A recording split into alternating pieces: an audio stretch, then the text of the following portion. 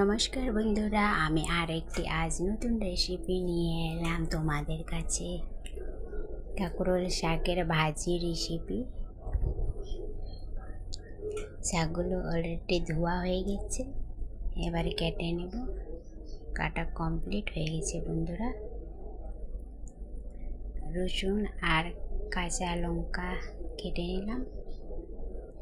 চুলাতে কড়াই বসিয়ে রেখেছি, তেল দিয়ে দিলাম। তেল গরম হয়ে গেছে। যারা তোমরা নতুন আমার চ্যানেলটি দেখছো, প্লিজ সাবস্ক্রাইব করে নিও। যখনই আমি নতুন ভিডিও আপলোড করব তোমাদের কাছে নোটিফিকেশান পৌঁছে যাবে। এবার কেটে রাখা শাকটি দিয়ে দেব।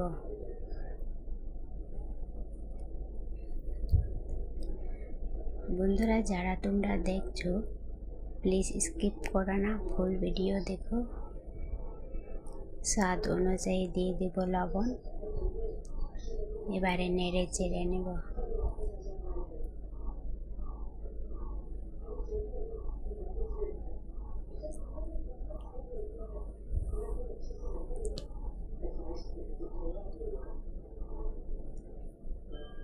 যারা তোমরা ভিডিওটি দেখছো, তোমরা লাইক কমেন্ট করলে আমি যেমনই নোটিফিকেশানটা পেয়ে যাব, সঙ্গে সঙ্গে তোমাদের পাশে চলে যাব, তোমাদের ঘরে।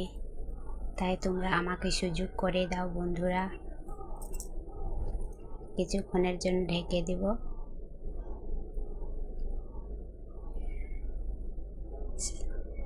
ভাজা কমপ্লিট হয়ে গেছে বন্ধুরা। তোমরা ভালো থেকো, সুস্থ থেকো। দেখা হবে নেক্সট ভিডিওতে। শাকটি পাত্রে তুলে নেব। এবারে মাকে খেতে দিয়ে দেব।